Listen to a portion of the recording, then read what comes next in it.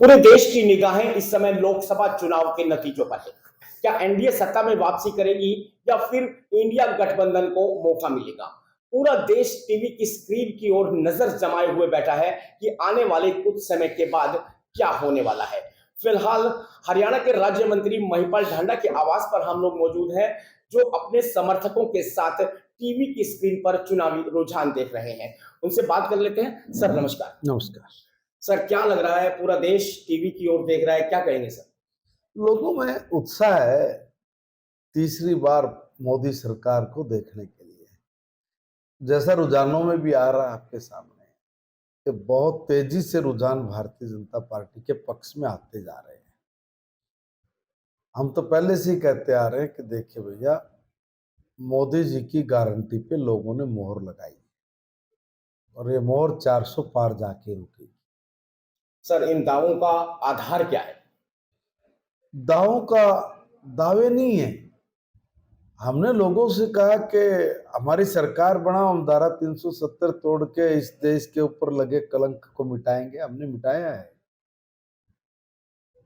धर्म के नाम पर देश का बंटवारा हुआ, मुसलमान पाकिस्तान चले गए, हिंदू यहाँ रह गए, फिर भी भगवान राम का मंदिर कांग्रेस ने नहीं दिया। हमने भगवान श्री राम का मंदिर बनाकर जनता को कहा है कि आप अपने आराध्य देव के दर्शन करिए, आशीर्वाद लीजिए। समान नागरिक संहिता के कानून को लेकर वर्षों से लड़ाई लड़ी जा रही है। हम लोग उस काम को भी पूर्ण करने जा रहे हैं। हमने जो कहा वो किया। लोगों ने हमारे काम के ऊपर मोहर लगाई है, हमारी खाली बातें नहीं की। आप एक बात बताइए कि अटल बिहारी वाजपेयी जब देश के प्रधानमंत्री बने तब भारत नीचे से चौथे पांचवें नंबर की पायदान पे बैठा हुआ आर्थिक अर्थव्यवस्था वाला देश था जी। बहुत मशक्कत की और हम लोग 11वें नंबर की आर्थिक अर्थव्यवस्था के देश बने। 10 साल मनमोहन सिंह जी राज किया, 11वें नंबर से ना ऊपर लेके गए ना नीचे लेके आए। बड़े अर्थशास्त्री थे। अभी हमारी गवर्नमेंट आई है, मोदी जी 11वें नंबर से 5वें नंबर की सबसे बड़ी आर्थिक अर्थव्यवस्था वाला देश बना दिया। लोग देख रहे हैं ना, दावों पर नहीं, काम पर। दावों पर नहीं, ऐसे काम जो कभी कांग्रेस के लोग सपने में भी नहीं सोच पाए थे, उनके ऊपर काम करके दिखाया है।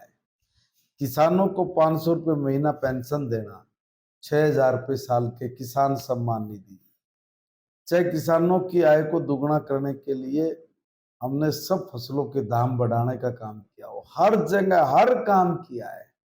काम के ऊपर जनता ने मोहर लगाई। सर 400 पार का नारा दिया गया था, तो उस नारे के प्रति कितना आश्वस्त है 400 पार सीटों पे? पूर्ण आश्वस्त है, 400 पार जाएंगे।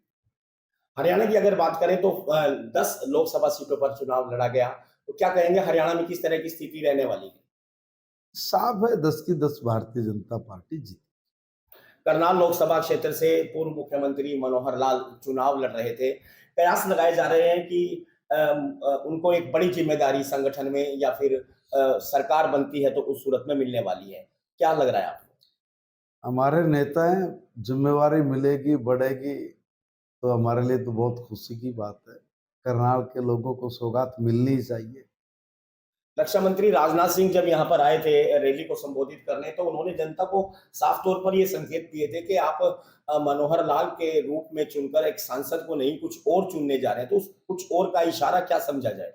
जो आप पूछ रहे थे अभी 2 मिनट पहले, वही समझा जाए।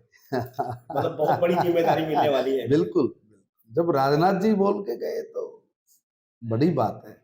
चलिए हरियाणा की बात कर लेते हैं। कुछ समय बाद ही विधानसभा के भी चुनाव होने हैं, तो उसमें किस तरह की स्थिति रहेगी? ये जो ये नतीजे आने वाले हैं, ये नतीजे कितना कुछ इफेक्ट ये नतीजे बहुत कुछ आपके सामने बोल देंगे और ऐसा बोलेंगे कि तीसरी बार फिर से हरियाणा में भारतीय जनता पार्टी की सरकार बनेगी। जी, डेफिनेटली बनेगी।